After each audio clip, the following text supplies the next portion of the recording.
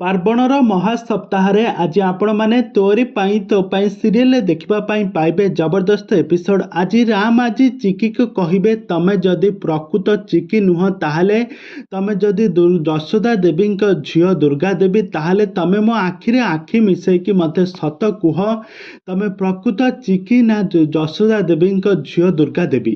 ତେବେ ଦର୍ଶକ ବନ୍ଧୁ, ଚିକି ଏବେ କ'ଣ କରିବ? ରାମକୁ ଏବେ କି ଉତ୍ତର ଦେବ? କ'ଣ ପ୍ରକୃତରେ କ'ଣ ଚିକି ରାମଙ୍କ ଆଖିରେ ଆଖି ମିଶାଇ ତାଙ୍କୁ ସବୁ ସତ କଥା କହିଦେବ ନା କ'ଣ ହେବ ଆଗକୁ?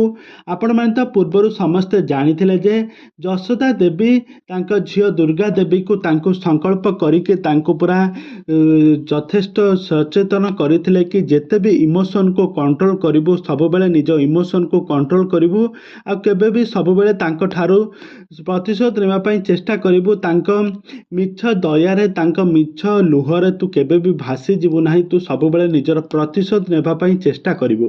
ତେବେ ଦର୍ଶକ ବନ୍ଧୁ, ଚିକି ଏବେ କ'ଣ କରିବ? ତା ମା କଥା ମନେ ପକାଇବ ନା ଏପଟରେ ରାମ ଯେତେବେଳେ କାନ୍ଦି କାନ୍ଦି ତାଙ୍କୁ କହୁଥିବେ ମୋ ଆଖିରେ ଆଖି ମିଶାଇ ସବୁ ସତ କୁହ, ତାହେଲେ ମୁଁ ଜାଣିବି ଯେ ତମେ ପ୍ରକୃତ ଚିକି ନୁହଁ, ତମେ ହେଲ ଦୁର୍ଗା ଦେବୀଙ୍କ, ତମେ ହେଲ ଯଶୋଦା ଦେବୀଙ୍କ ଝିଅ ଦୁର୍ଗା।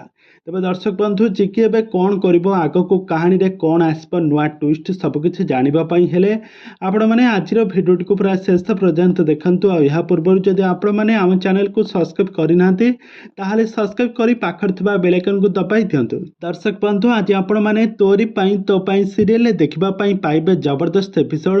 ଆଜି କ'ଣ ଘଟିବ ନା, ଯେତେବେଳେ ଘର ନିଲାମ ହେବା ପୂର୍ବରୁ ଘରେ ସମସ୍ତେ ସେଠାରେ ଆସି ପହଞ୍ଚି ଛାଡ଼ିଥିବେ। ଯଶୋଦା ଦେବୀ ଆଉ କୋର୍ଟର ତାଙ୍କର ଓକିଲମାନେ, କିଛି ରିପୋର୍ଟର ଅଫିସରମାନେ, ଏମିତିକି ସମସ୍ତେ କିଛି ଆସି ପହଞ୍ଚି ଛାଡ଼ିଥିବେ। ଯଶୋଦା ଦେବୀ ଆଉ ତାଙ୍କ ଝିଅ ଦୁର୍ଗା ଦେବୀ ମଧ୍ୟ ସେଠାରେ ଆସି ପହଞ୍ଚି ଛାଡ଼ିଥିବେ। କିଛି ସମୟ ପରେ ଘର ନିଲାମ ହେବା ପୂର୍ବରୁ ରାମ ଆଜି ଦୁର୍ଗା ଦେବୀଙ୍କୁ ଡାକି ତାଙ୍କୁ କହିବେ, ତମେ ମୋ ଆଖିରେ ଆଖି ମିଶାଇ କୁହ, ତମେ ପ୍ରକୃତରେ ଚିକି ନା ତମେ ଯଶୋଦା ଦେବୀଙ୍କ ଝିଅ ଦୁର୍ଗା ରାୟଚାନ୍ଦ। ତେବେ ଦର୍ଶକ ବନ୍ଧୁ, ଚିକି ଏବେ କ'ଣ ରାମଙ୍କ ଆଖିରେ ଆଖି ମିଶାଇ ସବୁ ସତ କଥା କହିବେ। ଆଉ ରାମ ମଧ୍ୟ ଚିକିକୁ କହିବେ, ତମ ଓଠ ସିନା ମିଛ କହିପାରେ, ତମ ଆଖି କେବେ ବି ମିଛ କହିପାରିବ ନାହିଁ, ତମେ ମୋ ଆଖିରେ ଆଖି ମିଶାଇ ସବୁ ସତ କଥା କୁହ। ତେବେ ଦର୍ଶକ ବନ୍ଧୁ, ଚିକି ଏବେ କ'ଣ ରାମକୁ କ'ଣ ତାଙ୍କ ଆଖିରେ ଆଖି ମିଶାଇ ସବୁ ସତ କଥା କହିଦେବ କି?